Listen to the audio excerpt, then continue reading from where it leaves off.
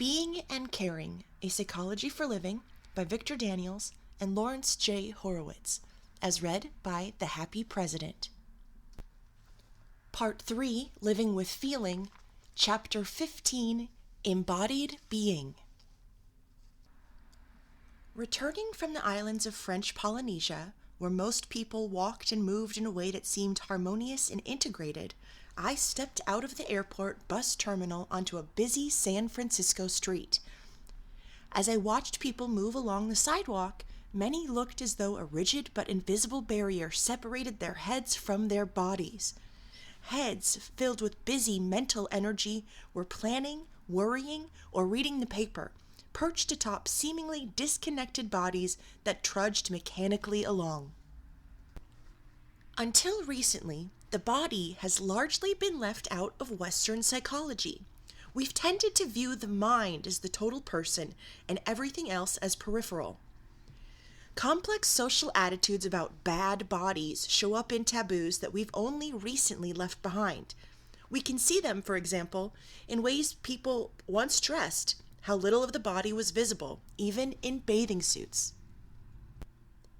Eastern cultures made the body a more integral part of their systems of personal development. The Indian word yoga means union, and a crucial union was that of mind and body. In China and Japan, the martial arts combine physical movement with a carefully focused development of attitude and awareness. As these disciplines become more popular in the West, interest in how bodies relate to minds increases. This chapter explores that side of our nature. Touch. Most of us need more hugging, touching, and cuddling than we give and get. Infants in institutions who don't get touched enough in caring ways sometimes actually die. And when I don't get touched enough, I wither a little. We need to hold each other. We need to feel a pat on the back for a job well done. Need to feel someone cradle our head from time to time. Ashley Montague says touching completes the nervous system. Stanley Kellerman adds, the surface of our body teaches our brain about the world. The experience and feeling that results from touch or not touch paints for us a picture of a friendly or unfriendly world. Perhaps we so often touch with fists and weapons because we're afraid to touch with open hands and open hearts. Interesting studies of touching have been conducted. There are 2 groups, for example, in a public library. With half the library users, a librarian touched their hands slightly while checking out books, a glancing touch, apparently by accident. Within the control group, there was no physical contact. In a follow-up survey, those touched had more positive attitudes toward the library than those who had not been touched. When I asked students about their family experiences with touch, the replies included these. Jack: my family rarely touched each other after babyhood. At present, I like to touch others when I'm close to, but when I feel nervous and tense when they touch me. Nori: my father was overtly affectionate until I reached puberty. Suddenly, I was in another category of female and he became cool. I wondered whether I'd done something terrible. Olivia: physical affection was always plentiful at home. I enjoy touching very much now. I often find myself wanting to hug and touch. Tony: when I was in high school, when my friends walked into my kitchen, they'd find my parents giggling, hugging, and kissing. Nothing but pure, honest affection. In our friends' families, by contrast, touch came only in the form of a slap or swat. Tracy: I'm so afraid to touch, yet it can mean so much. Now I'm taking risks and listening to that little voice that says, I think I need a hug, and I'm trying each day to touch a little bit, and even to give people hugs when I'm brave enough. How we respond to touch depends not only on our family customs and our own choices, but also on our culture. In some cultures, people touch each other many times in the course of a 5-minute conversation. In others, they might talk at length and not touch once. In some, lovers walk arm in arm together. In others, even holding hands is taboo. Touch can be affectionate, patronizing, intimidating, urgent, imploring, or ingratiating. To send my intended message clearly and effectively, I must choose the right moment, the right context, and the right kind of touch. Touching you in the wrong way or at the wrong moment can provoke your irritation, defensiveness, or anger. In my bioenergetic training, one workshop leader alienated me with every touch while another leader touched in such a way that I was willing to let myself risk and learn. We never lose our need to touch. Therapist Bruno Giba tells how one of his associates, visiting a retirement home, went over to an old lady who always sat silently in the corner. I asked how things were going. She responded with an empty and forlorn look. Her fingernails and cuticles were in very bad condition, and a lot of rough skin on her fingers was starting to break open. After I had finished cutting her nails, I took some cream out of my bag and began massaging her hands. I recognized the strange mixture of upcoming tears and certain delight in her eyes. She said that I had been the first person in a long time to touch her in this way by massaging her hands. She had forgotten how good it felt. Giba concludes, "It always amazes us after working a couple of weeks in a convalescent home to see how hugging can become a part of everyday living. Through this direct body contact, the human bond is vitally strengthened and a new degree of intimacy and trust is established." Hearing our mind-body language. By the way I move and hold my body, I can tell you much about who I am and how I feel. With one movement, one gesture, one position of my body, I can convey my anger or my love, my authority or my submission, my gentleness or my pain, my comfort or discomfort. Even when I don't think I feel like telling my husband when something is wrong, says Emily, he notices my nonverbal messages. I'm becoming aware of how my body language can say so much when verbally I say so little. Julius Fast declares, "We all, in one way or another, send our little messages out to the world. We say, 'Help me, I'm lonely.' 'Take me, I'm available.' 'Leave me alone, I'm depressed.'" This paralanguage of nonverbal communication, which includes touch, movement, gesture, eye contact, and the sound of the voice, can tell us much about what's going on with ourselves and others in the context of the situation. Just as the meaning of a word depends on its sentence, the meaning of a look, gesture, or posture depends on its context. Crossed legs might mean, "Go away, I want to be alone now," "I'm afraid, please reassure me," or "I got tired of sitting in another posture and this one's comfortable." In many cases, a nonverbal statement is an aspect of what I'm doing in a larger sense with all of me. Mind-body therapist Stanley Kellerman asks, "What attitude are you meeting the world with right now?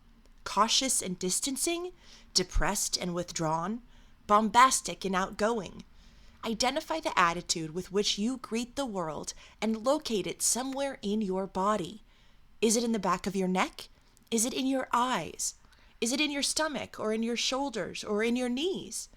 Wherever you locate it, notice how it shapes your thoughts and actions and yourself and your responses." Some nonverbal messages depend on a cultural background for their meaning. Among middle-class white people in the United States, for example, looking directly at someone indicates honesty and sincerity, even while saying, "I am not a crook." But among Puerto Ricans, a woman who looks directly at a man is communicating defiance or a sexual come-on. By contrast, many Puerto Rican women walk in a way that in the United States might easily be mistaken as a sexual invitation. In your daily contact with people, you can become more attuned to the meanings their nonverbal statements hold. You can do this not only in your own encounters, but also by watching strangers at a distance, at a nearby table or cafe, for instance, guessing what stories their postures and gestures tell. Fast reports that a friend of his threw a non-verbal cocktail party. Touch, smell, stare, and taste, his invitation read, but don't speak. We all stood and milled around, danced, gestured, mimed, and went through elaborate charades, all without talking. We knew only one other couple, and all our introductions were self-made.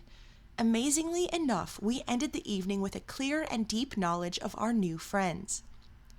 And when a family in which the two children had fought incessantly for years tried being non-verbal for just an hour, before long the son sat down in his older sister's lap and she started acting very motherly in an affectionate way. They all shared the realization that her constant admonitions, which her brother had interpreted as hostile, came from a caring concern about him. Living within our bodies. If you do not find it within yourself, where will you go to get it? Zen saying. How I move and hold myself and how I form my body says something about how I perceive, inhabit, and deal with my world. Popular language recognizes this in such expressions as open-handed, stiff-necked, standing firm, and a pushover. Therapists Ron Kurtz and Hector Prostera write, attitudes and fixed muscular patterns reflect, enhance, and sustain one another. It is as if the body sees what the mind believes and the heart feels, and adjusts itself accordingly. Stanley Kellerman describes in detail how one person's body mirrors her life. Roberta complained that she never got what she wanted, which was to be loved, but also to be independent and free. She claimed that men treated her as a sex object, and yet she dressed and acted provocatively. Roberta was about 5'5", dark-haired and trim. She tended to stoop-shouldered, and with contractions in her chest and throat, and a permanent pout. The pout was testimony to her self-indulgence, while her constrictedness indicated her diminished willingness to love and be loved. She presented a quality of hardness in everything she did. Like many of us, Roberta was alienated from her body, accustomed to the idea that you're supposed to have a body to look at, but not to live in. Even most of our clothes are for show instead of movement and comfort. A body is something we use. We do things to it instead of being in it. Among some traditional American Indian peoples, this mind-body separation does not exist. The old languages have no separate word for mind. Anything you call body is the total being. That implies a different kind of relationship to ourselves. When I'm doing something physical, I don't command or will my body to act. Rather, I act in a more unified way from within myself. My colleague Stashu Gertsen says, for decades I treated my body as my servant.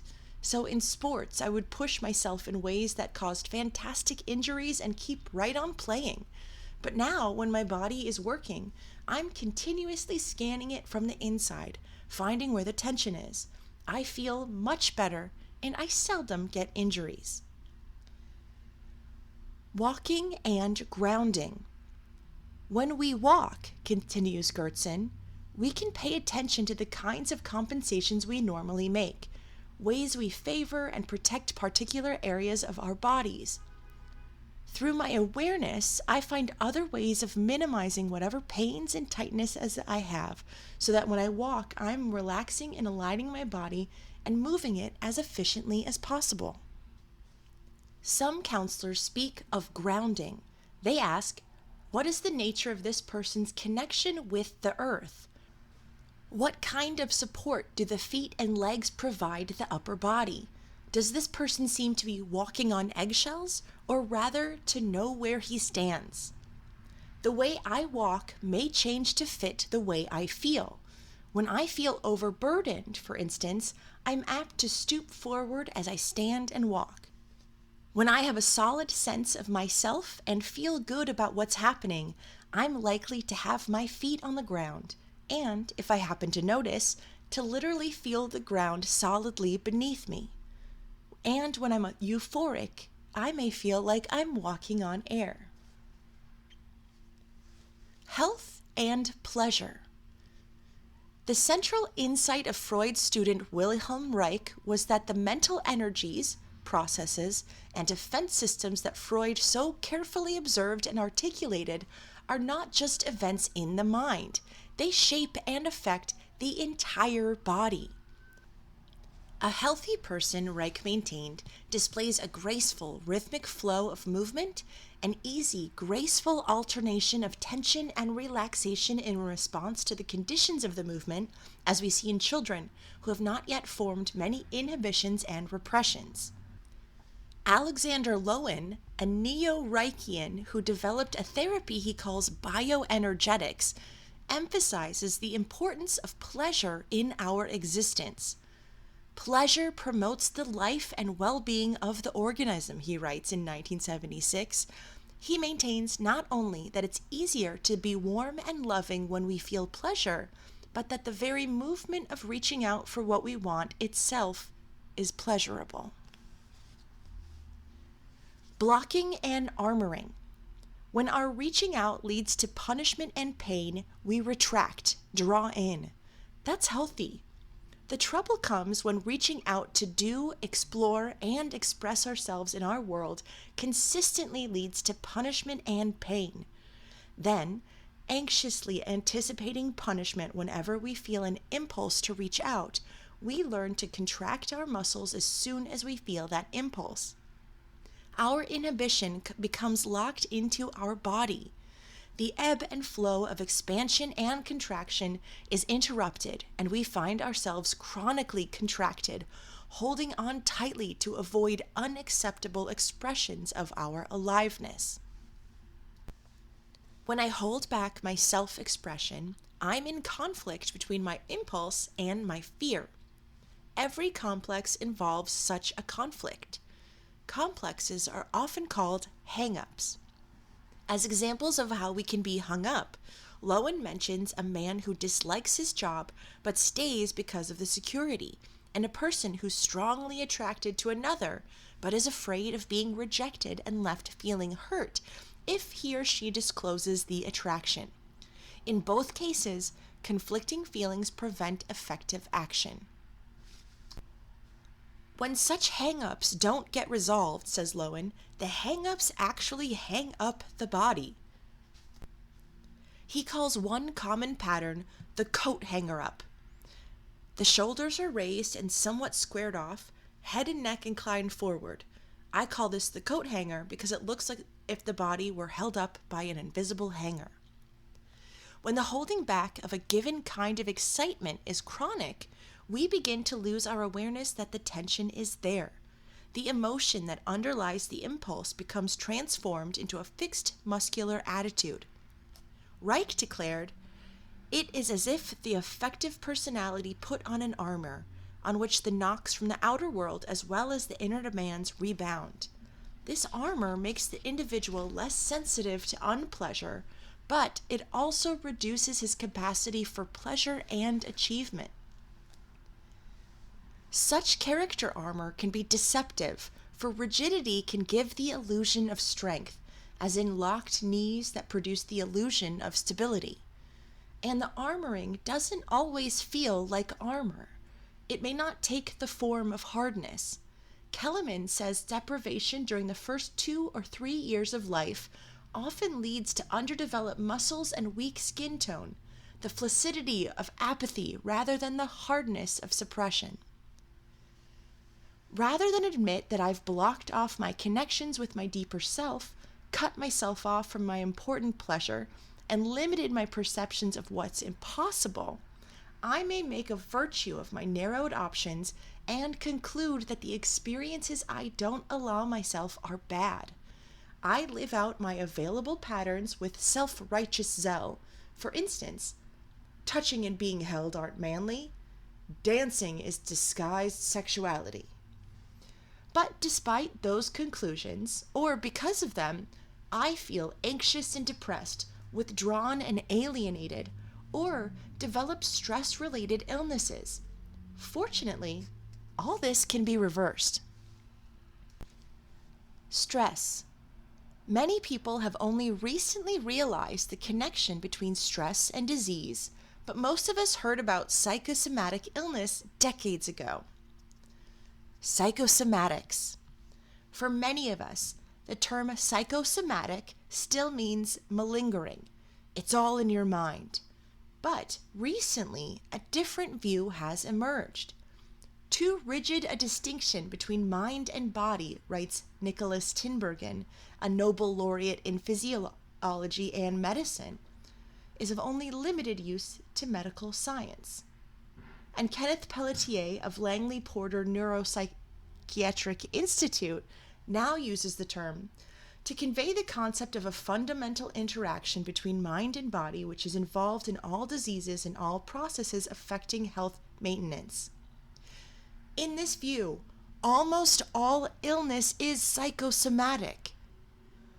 Though I may have no observable disorder, if I feel unwell, in some way, I, as an organism, am unwell. If a microbe is in or around us all the time and yet causes no disease until we are exposed to stress, what is the cause of our illness, the microbe or the stress? This holistic view is at the heart of a revolution in healthcare. In Southern California, for instance, Don Isbell and Sally Jane Nelson developed a stress reduction program for nursing personnel in the Kaiser Permanente Medical Organization. Cost effectiveness of this type of program, they write, is in terms of decreased incidence of illness, greater job satisfaction, and improved performance due to increased self-awareness and self-care among program participants. The central element of a holistic approach is the view that one is an active, responsible participant in the process of healing oneself and staying well, rather than a passive victim of disease or a passive recipient of a cure. Thus, we each choose how to react to stress. Recognizing that we have such choices opens new doors. Perry and Lang in the 1960s have pointed out that a mental breakdown can be a breakthrough, paving the way for a reassessment and restructuring of the life elements that provoked the breakdown. What stress is and isn't. Imagine yourself walking along a dark street. Suddenly, a hooded figure appears 40 feet away.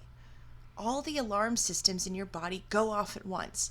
As adrenaline shoots through your bloodstream, your breath quickens, your muscles tense, and your thoughts race toward a decision about how to respond.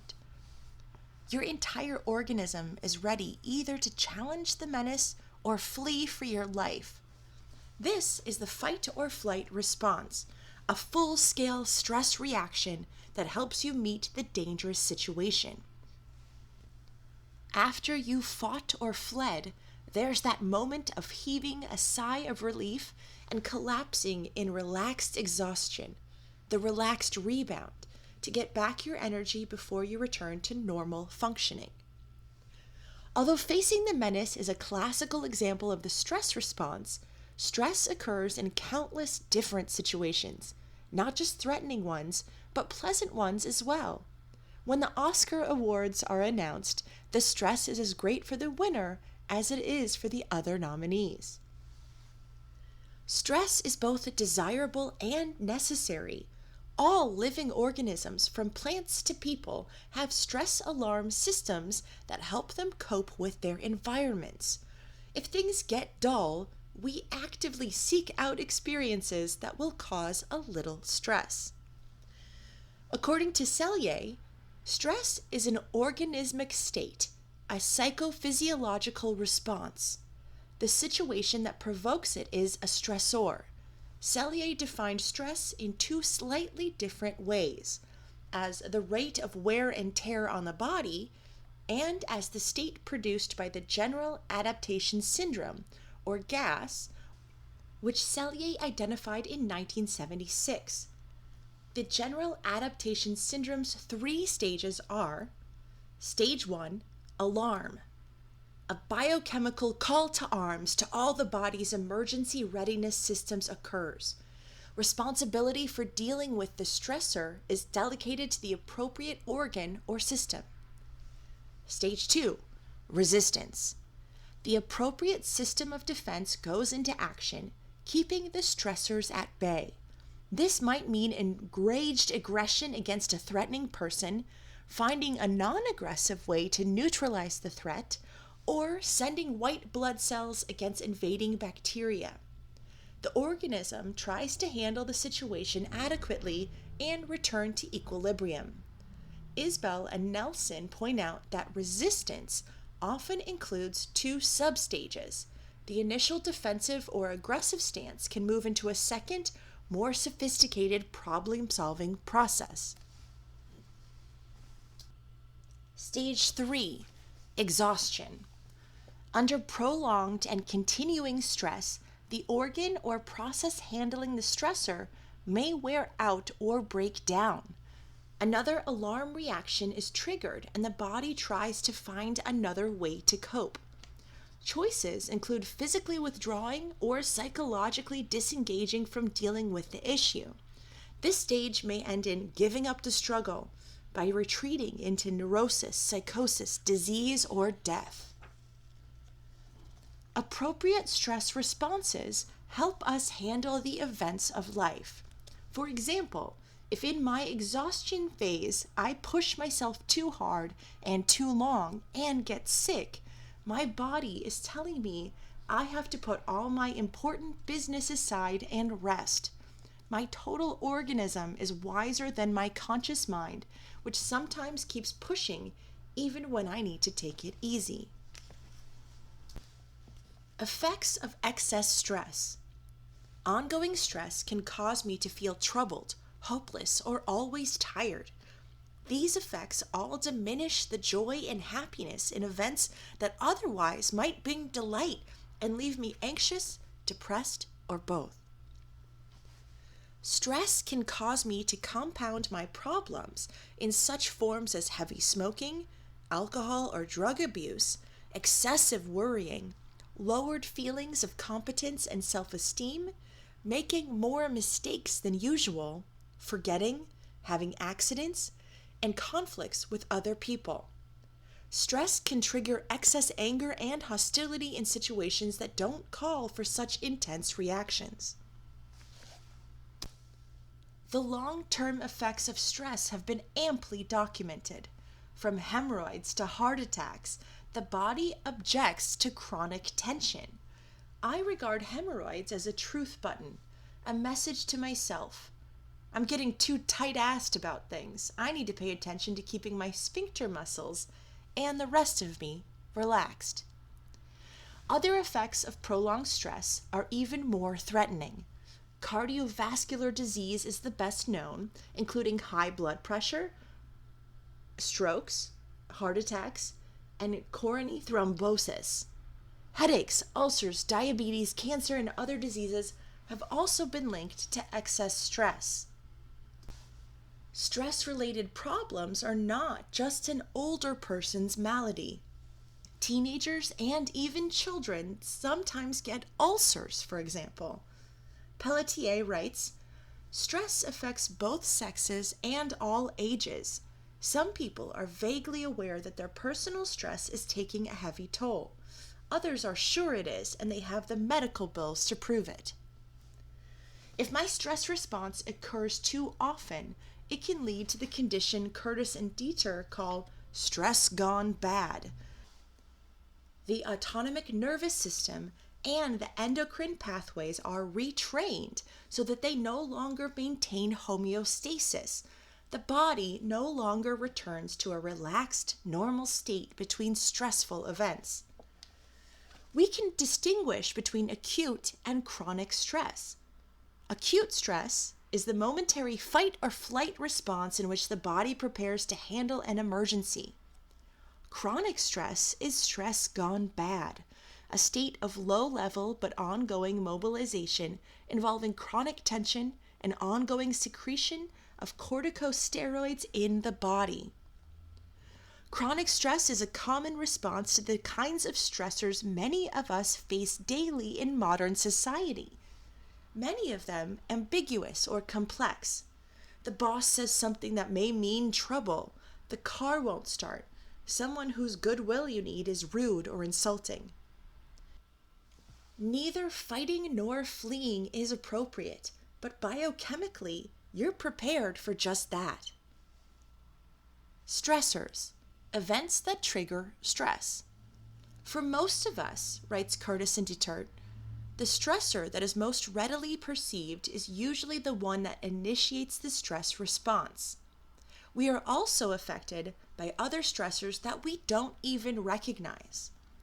A primary stressor sets off the stress response. Other events resulting from the primary stressor that keep the stress response activated are called secondary stressors. Getting fired may be a primary stressor, for instance, and then worrying about how to pay the bills becomes a secondary stressor. Although too much to do and not enough time to do it in, together with the tense, breathless rushing around that's usually a consequence, is a stressor. Having too little to do can also be stressful if your disposition is to be active. In a study of 1,540 bank officers, those with too few job-connected stressors had as many stress-related physical disorders as those with too many. Rigidly monotonous routine work has similar effects. To name another few important stressors, one is intense responsibility, especially when it affects others' lives or welfare, as in the work of pilots and air traffic controllers. Another is a feeling of lack of control over events in your life. In an Institute of Life Insurance poll between 1968 and 1976, the percentage of the population that felt they had personal control over key areas of their lives dropped from 58% to 39%. A related stressor is unpredictability of events in your life. Decision stress is the press of weighing many alternatives in a short amount of time. Suppressing anger in response to put-downs and extreme frustration has been shown to be stressful, and so have such environmental conditions as air pollution, crowding, and noise. In a study comparing piecework to fixed salary work, when piecework production rose substantially, so did workers' reports of discomfort, pain, fatigue, and exhaustion. It appeared likely that in the long run, the cost to workers in health and morale, and to the company in sick leave and turnover, more than offset the increased production. Another stressor is change. Any change in a person's life requires some adjustment, and when too many must be made too quickly, a high level of stress results, and illness and/or accidents follow. Thomas Holmes and Richard Rahe at the University of Washington School of Medicine studied people of diverse backgrounds using the Social Readjustment Rating Scale. They found that someone who accumulated 300 or more points on the scale within 12 months had an 80% chance of becoming ill, injured, or severely depressed within the following 6 months. Between 150 and 299 points, the chances were 51%, below 150 points, 37%. The Type A behavior pattern. When cardiologists Meyer Friedman and Ray Rosenman decided to have the chairs in their reception room reupholstered, the upholsterer commented, "It's so peculiar that only the front edges of your chair seats are worn out." The worn front edges turned out to be one sign of what Friedman and Rosenman later called the Type A behavior pattern, one in which some people place themselves under avoidable stress that other people don't. This pattern, which is highly correlated with heart disease, involves an aggressive, chronic struggle to achieve more and more in less and less time. In this hurry sickness, observe Friedman and Rosenman, a person subjects himself or herself to continuous time pressure. Other elements often found in the type A pattern are an intense desire to compete with and defeat others, aggressiveness turning into a free-floating but well-rationalized hostility, counting rather than enjoying the units one has, whether measured by dollars, achievements, or status, stereotyped thinking and action. Type A behavior includes two important elements. One, the predispositions of an individual's personality must be set off by. Two, an environmental challenge. Without both elements, type A behavior doesn't appear. Friedman and Rosenman also identified what they term the type B pattern. These people felt much less pressured by time and were less likely to measure their achievements by the number of things done, items possessed, or events experienced. Their ambition and drive was no less than that of the type A's, but it seemed to steady them and to provide confidence and security. There was no correlation of type A or type B behavior with occupational position, power, or success. What to do about excess stress? The message underlying excess stress can vary according to the person or circumstances. It may point, for instance, to a need for more recreation or for changing jobs or environments. More generally, it can mean learning to do things in a more relaxed, less frantic way. We can manage our stress level through self-monitoring, paying more attention at the moment-by-moment level to our breathing, the tension in our bodies, and our attitudes towards what we do. In addition, it's helpful to consciously monitor our energy level. An activity can be much more stressful when I'm tired than at other times. I need to learn when my energy is equal to the demands I want to place on it. Too often, my body is ready for a rest, but my mind goads me onward. Another way to reduce stress is to be more assertive about what we do and don't want. It's extremely stressful to agree, out of guilt, timidity, or feelings of obligation, to do something I don't really want to do.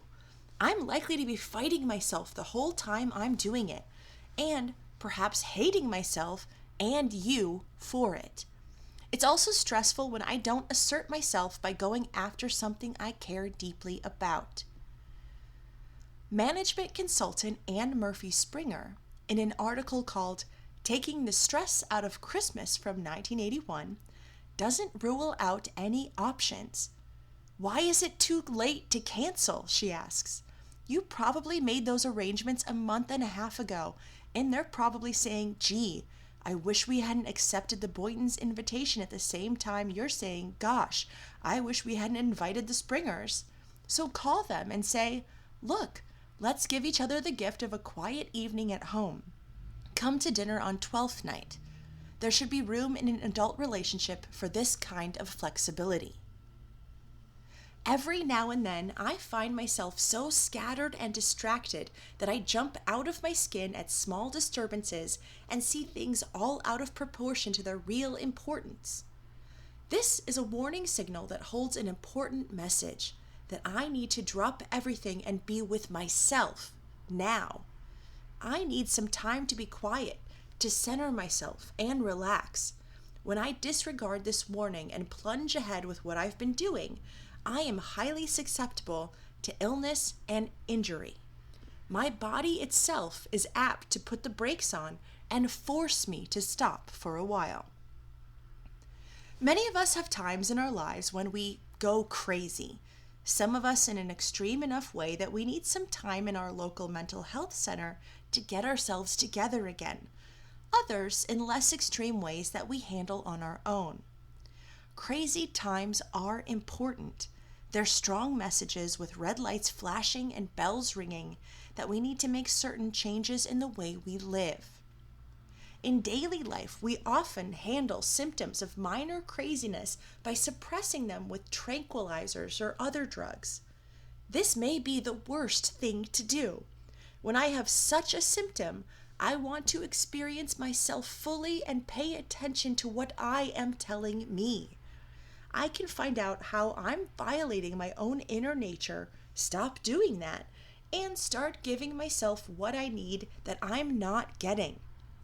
At such times of feeling crazy, it's also a wise move to avoid all possible actions and decisions until I'm clearer and more composed. I have begun to realize that no one is so important to me that I'm willing to push myself to high blood pressure and ulcers for the sake of someone else. Working with our bodies. We can work with our bodies through such means as breathing, relaxation, and exercise. Breathing. When I breathe deeply, I move toward being alive. When I hold my breath, I move toward being paralyzed in my deadness, fear, or anxiety. At times when I'm bored, excited, or afraid, I try to remember to breathe fully. You can make a point of paying attention to your breathing during the day whenever you remember to. Let your other concerns drift away for a few minutes and just feel yourself breathe. Notice whether your breath is shallow or deep, jerky or regular. If you find yourself spontaneously starting to change as you pay attention, allow that to happen. There are entire yoga systems called Pranayama built around the breath, in part because breathing is a function that stands at the gateway between the voluntary and involuntary acts of the body. Working with breath is a way to affect what ordinarily happens automatically.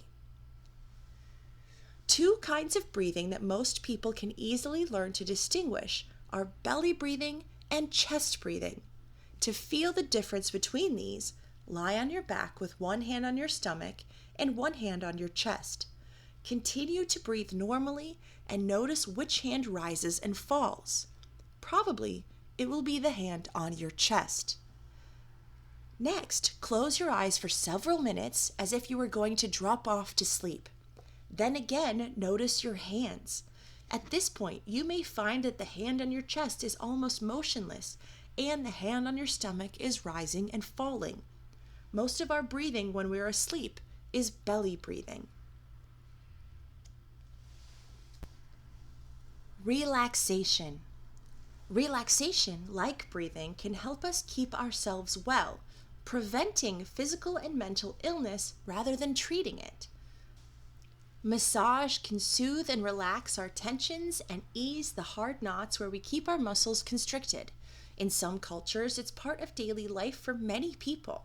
In California, it's becoming widespread, but a friend from New England recently told me, on the East Coast and in the Midwest, few people would go get a massage when their body is tense and tired.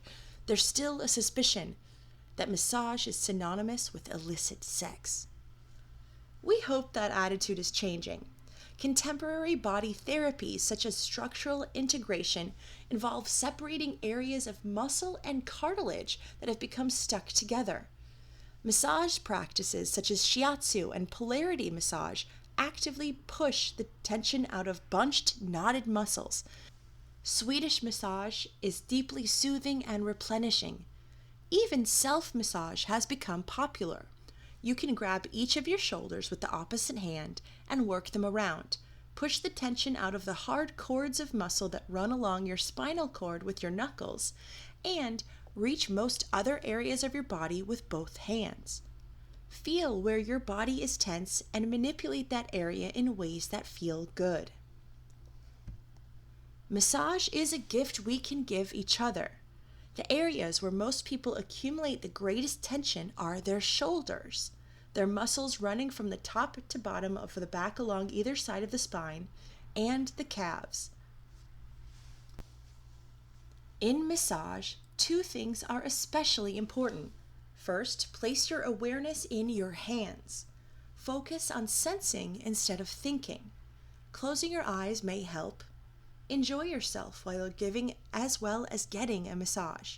If you're getting tired, do it more slowly and restfully. Second, when receiving a massage, tell the masseur or masseuse what feels good and what doesn't, what you especially want to work on, and when you want more work on a given spot. When you're giving the massage, actively solicit this feedback. Exercise and sports. One morning over tea, I was talking with Stashu Gertzen, who is a marathon runner, a tennis pro, and a psychologist. He was using tennis as a vehicle for describing a unique approach that can be applied to any kind of sport or exercise. In conventional tennis, he was saying, you're on top of the court and in command of the racket and the ball.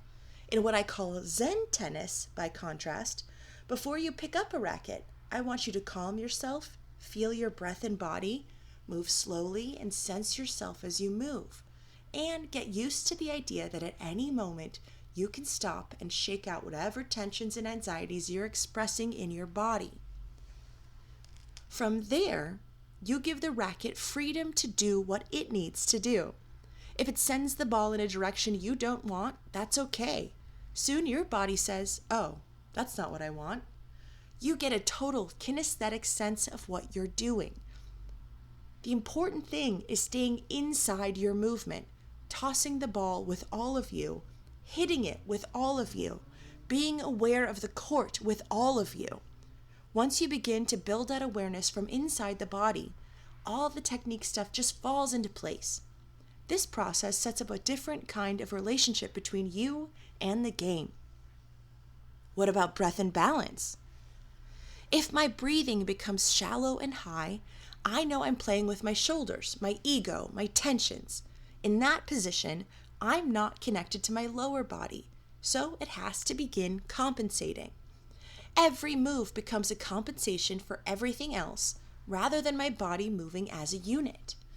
Many people, when they get into a game, use a battlefield metaphor, trying to smash the ball and defeat the enemy with no grace, no giving, and no caring about the other person.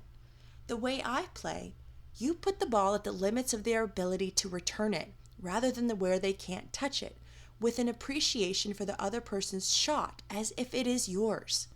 Your intention is to extend the other person and extend yourself. End of chapter 15.